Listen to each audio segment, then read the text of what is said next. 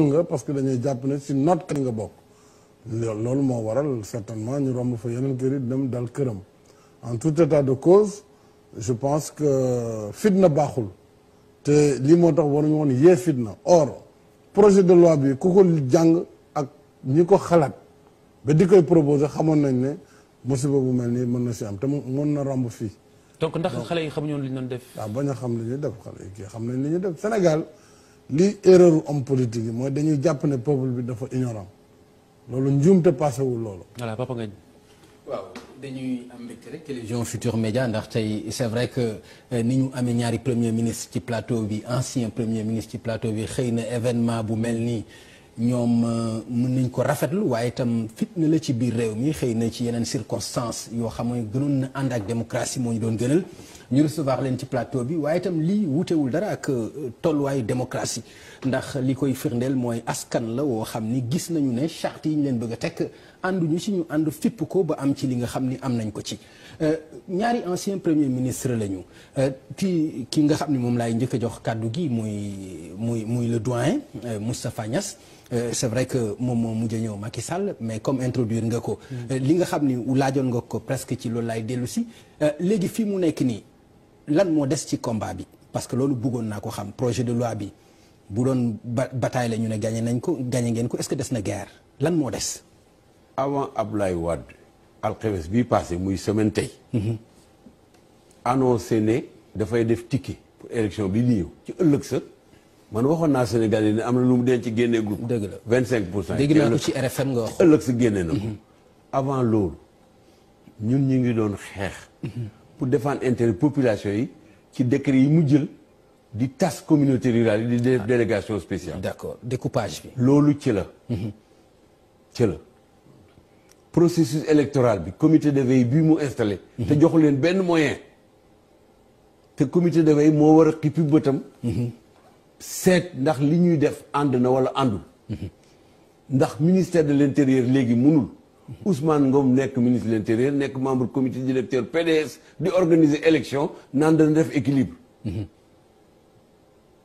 général Lamine Cissé moo fi nekkoon 2000. ministre de l'intérieur doonu loon membre PDS wala membre benn parti.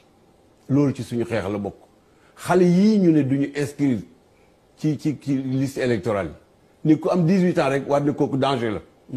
ñun xam ne li ñuy def Saint-Louis li ñuy def Dakar li ñuy def feneen xam ne ñoom li ñuy def ak ñu koy def Paris di ko def New York.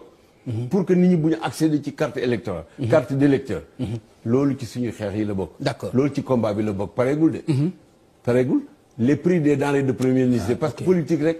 du moo am solo. c'est important loolu. li gën a am importance politique bi bu nekkee politique rek la amul njëriñ ñu fi nekk. ceeb dafa cher. diwlin dafa cher. suukar dafa cher. saabu dafa cher. médicament dafa cher. xale yi jànguñu. doomu aadama yi amatuñu lu ñu lekk. courant bi dañ koy dagg xaw ma sax nu ngeen def yéen bi ngeen am courant depuis une demi-heure ñu nekk fii xëy na da ngeen am groupe électrogène. loolu yëpp nag moo jiitu lii ñu def nii tey sax am na importance trop mais la ko jiitu mooy coono Sénégal yi ñu teggi ko. Voilà merci monsieur le premier ministre ma wëlbatiku ci Macky Sall le combat kon dafay continuer malgré am na loo xam ne téye ngeen ko ci seen loxo tey lan nga mun a yokk ci li nga xam ne Moustapha Niasse wax na ko. waaw ginnaaw bu ma nuyoo sama doyen sama mag Moustapha Niasse jiituñu ci wàllu politique ci wàllu nguur aussi ñu bokk aussi tey ji Benno Siggil Sénégal di ànd di liggéey di xalaat ngir nu ñu changer situation Sénégal jàppale suñu réew.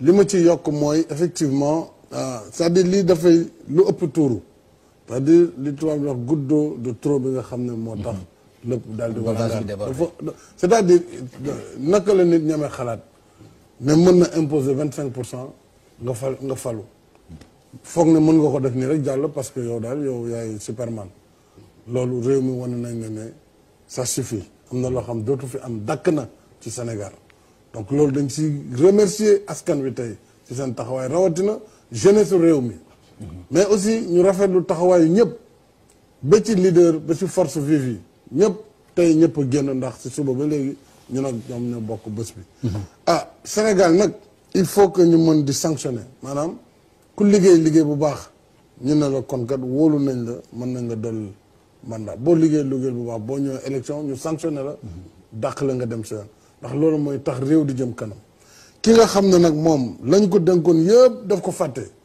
ndax wax